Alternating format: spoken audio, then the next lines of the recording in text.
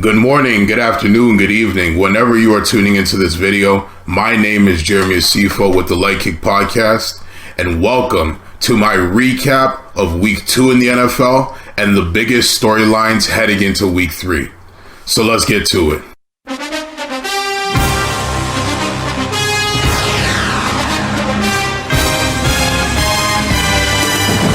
Number 1, this week the league was riddled with injuries.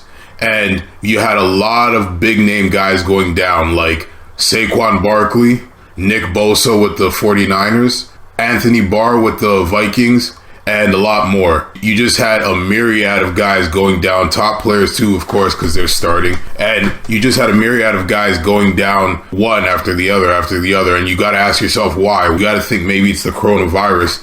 After guys missed mini camps together, they missed a chunk of workouts together. A lot of the training, a lot of the learning of the playbook happened online.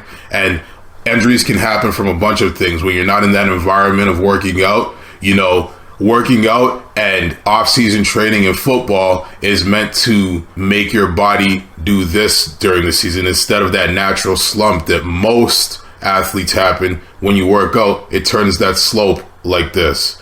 So I think the effect of not getting a full experience in the weight room, as well as maybe some misplays that resulted in injury because of lack of knowledge of the playbook, I think that's why you're seeing so many guys go down in the NFL. The second story from Week 2 is Kyler Murray, and I've been saying it from the jump, guys. Kyler Murray, I expect him to have a Lamar Jackson-esque kind of sophomore season. He's got the talent, he's got the accuracy, he's got the knowledge of the quarterback position. Now I think he just needs to be in the right system, and I think he's got two really great offensive linemen in DJ Humphries and Justin Pugh, and he's also got DeAndre Hopkins out there to help him. So I think this is his chance, this is his year to blossom and maybe have an MVP-like season, just like Lamar Jackson. Number 3 storyline from Week 2, Russell Wilson and the Seattle Seahawks.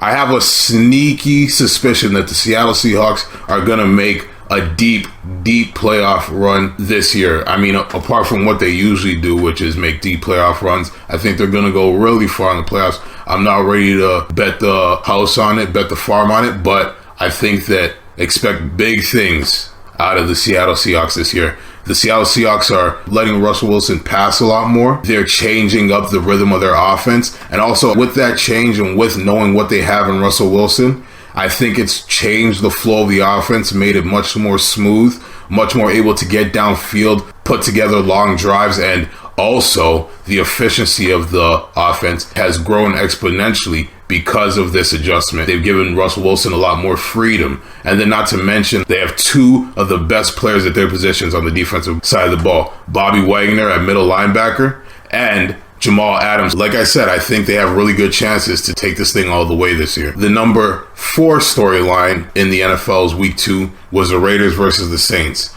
Derek Carr has a new favorite target in Darren Waller. Darren Waller had 12 receptions for 103 yards. He had a great game, and, the Saints were hanging in there for a lot of the game, but they didn't really get to Derek Carr very much. He was very poised. He had a very good game. The Raiders' chances of making the postseason are pretty good, They've won 2 games already, one against the Panthers and then the other against a really good Saints team. So this shows that they can definitely get things going and definitely put it together.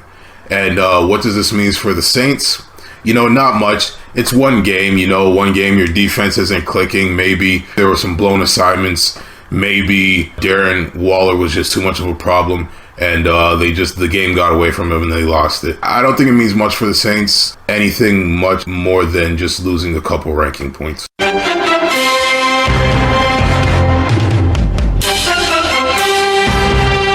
Now, moving on to the biggest storylines heading into Week 3. Let's start with Josh Allen. Josh Allen and the Buffalo Bills will be taking on the Los Angeles Rams.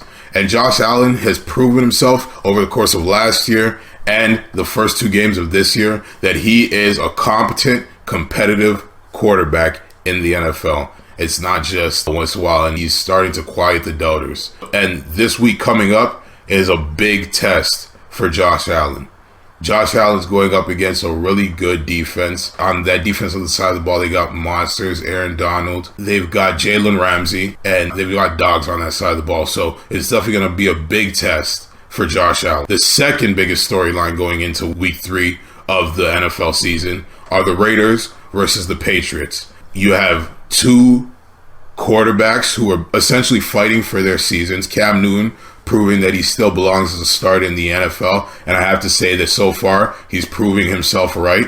And then you have Derek Carr, who's basically showing, was he worth all that money? Can he actually lead the Raiders to a deep playoff run? So that's going to be a big story to watch those two quarterbacks go at it. The two teams off to a good start. That's going to be a good thing to watch. The Patriots are 1-1. The Raiders 2-0. So it's two teams who looked good in both their two opening games and are going to be facing each other and seeing, who is a cut above the other. And two polar opposite coaches, John Gruden on the Raiders, and then you have Bill Belichick, of course, with the Pats, who is the calm, cool, emotionless, sage that he is of the game of football. And then you have Gruden, who is high energy, intensity, perfect kind of coach for the Raiders. Third biggest storyline going into week 3, the Steelers versus the Texans. A kind of big storyline for the Steelers. You kind of want to see, can they shake off the rust that they were showing in week 2 against the Denver Broncos? They barely squeezed one out against the Broncos, who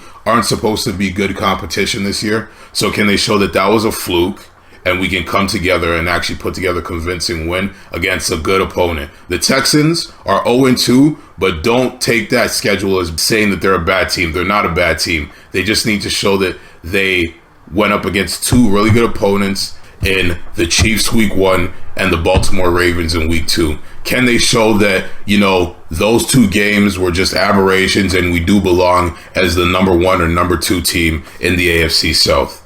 And then you got the Packers and the Saints as the fourth biggest storyline in the NFL in week 3. Can the Saints give us some sort of evidence to show that they belong in the status of, what their perceived status is supposed to be? Can they show us that they can get it done against a quality Packers team without Michael Thomas and against Aaron Rodgers, who is showing his apt for the game of football this year? He's getting it done with a depleted roster and a depleted offense, and he's still getting it done, and he's showing why he's such a great quarterback. And we're just going to watch these two teams go at it and see, through the course of this season, can we expect a Super Bowl from Aaron Rodgers? That's going to be a big game over the weekend.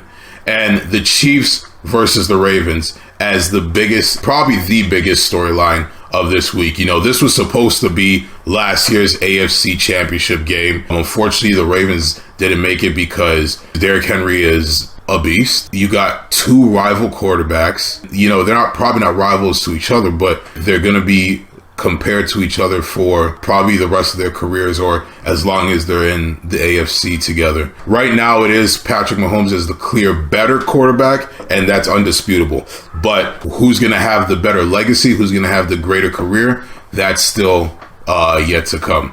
And then, you have great offense versus a great defense. You have the number of elite weapons on the Kansas City Chiefs on the offensive side of the ball, taking on the Baltimore Ravens, who is historically known as a defensive team. This defense is a Super Bowl championship kind of defense. They say defense wins championships, and the Ravens truly live by that. So this is going to be a great clash. Great games all around, and this week should be exciting, and we'll learn a lot more about a lot of teams and about a lot of guys. So check out those games.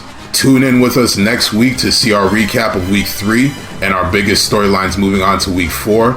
And again, subscribe to the Leg Kick Podcast. Follow us on Instagram. Please just like, comment, subscribe, and I'll see you next week.